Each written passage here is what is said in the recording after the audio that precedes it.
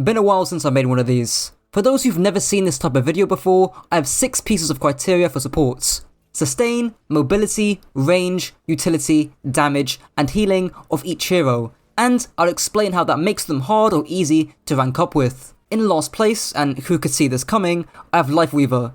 Now, this was actually a really difficult placement since it was between Weaver and Mercy, but the reason why I've gone with Weaver is because nothing stands out about him. I mean, look at his stat card. His healing and damage is mediocre, even after the changes. His utility, whilst occasionally useful, is still niche, and his hitbox still really affects his sustain. I want you to notice how every single hero in this video has at least one stat maxed out or fully maxed out. Lifeweaver is the only exception to this, and you can see that from the devs who've already said in the past that they want players to have a reason to pick Weaver over another hero, and unfortunately, that isn't the case. Only just now are people hitting GM with Lifeweaver. Boga actually had an entire article written about how he hit GM with the guy after 1,000 games. So he's not as bad as he used to be, that's for sure. But the other support heroes I think are just better bang for your buck in terms of effort and value. In 8th place, and I already alluded to this before, I have Mercy. The issue with playing Mercy to rank up is not that she's a weak hero necessarily,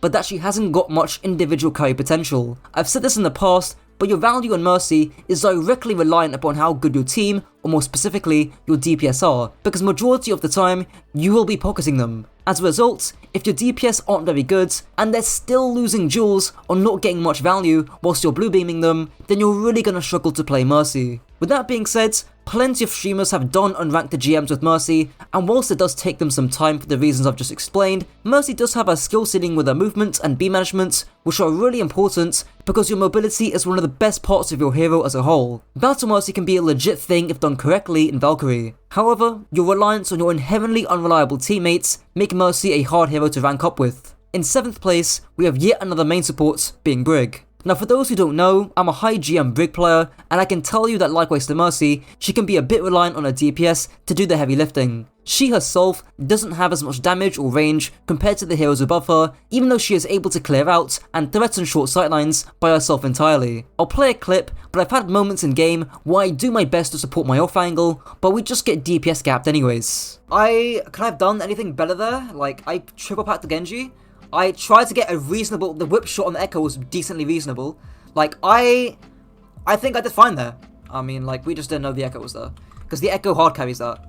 She hard carries the trade. However, I will say this though, there is a big gap between 8th and 7th place on this list, and you can undoubtedly one-trick Brig to GM, and the proof is in the pudding. I mean, Awkward recently did it, so it is a lot more doable on Brig, but overall, she's a relatively hard support to rank up with. Also, quick plug, but if you want to get some of the best and cheapest Overwatch coaching around, feel free to hit up the Discord link in the description. In 6th place, and this was a really tough one for me to choose, I have Lucio. The thing with Lucio is that everything about the hero is hard. There's no easy or even simple aspect of your kits. The wall riding, the mechanics, and especially the playstyle are all so hard to master. Compared to heroes that I have above Lucio, who have relatively low efforts but high reward aspects of their kits, anything you do with Lucio requires a great amount of efforts. The sheer amount of mobility you possess is really a double-edged sword. It's a blessing and a curse, because it allows you to do so much with the hero, but you also live and die by whether you get value out of your mobility. Now entering the top 5, I have Moira. Unlike Lucio, Moira does have multiple categories that she's great in. Some of the highest healing in the game,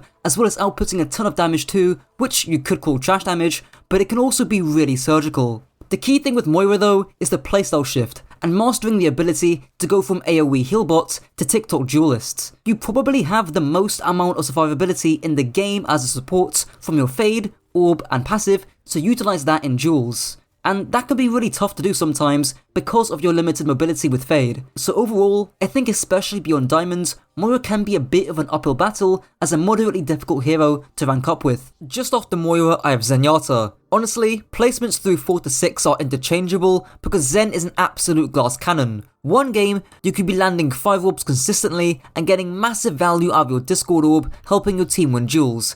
And then in the next game, you're getting spawn camped by Sombra Tracer and have 20 deaths per 10. He can simultaneously be one of the easiest heroes to play by holding M1 in a choke, and also one of the hardest heroes to play in the game, especially when it comes down to positioning. Because of your incredibly low sustain, make sure your positioning is disciplined but fluid.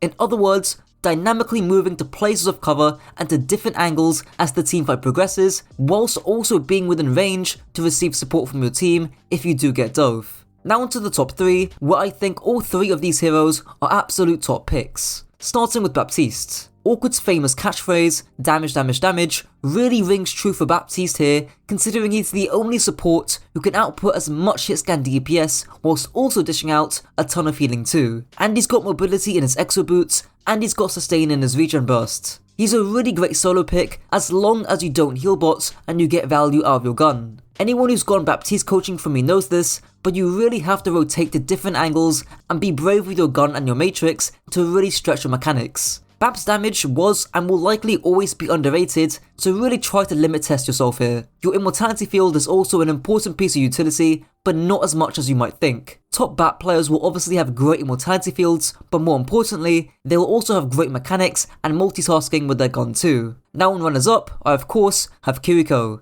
She's often seen as the better Moira solely because of the mobility in her TP. The amount of surgical damage you can get away with thanks to your kunais is kinda crazy. You flank or off angle, land some headshots, and then teleport when things get too hot. Plenty of lower level Kirikos either don't utilize this process and just heal bots, or they mistime it, coupled with bad mechanics too. But you'll constantly see the best Kirikos around flank a ton on the hero. I also want to touch upon how flexible she is. She's pretty solid into most comps, and the worst time to pick her is probably in poke comps where you can't flank at all. Socket Real first point defense and attack are prime examples because of how linear the map is. But the good news with Kiriko is that she's not going to be nerfed anytime soon. It's been plenty of months and the devs won't nerf Kiriko because they'll believe that she'll tank it in the middle ranks. So play her while you can and actually learn and improve on the hero. And lastly, in first place, I have Honor. Honor is probably the most picked support in the game right now across all ranks, and for good reason.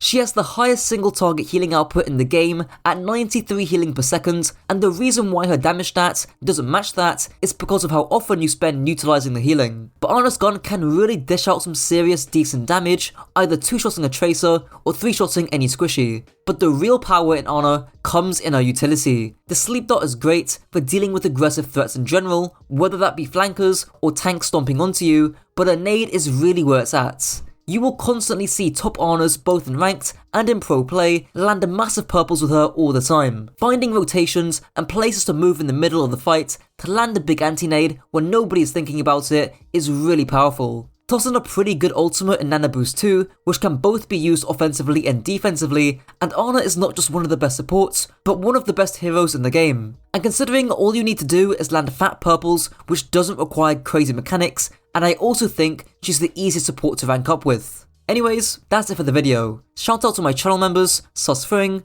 Nine Socks, Craig, Chris Jones, T-Meg and Lucio, and be sure to let me know your thoughts down below. Until next time.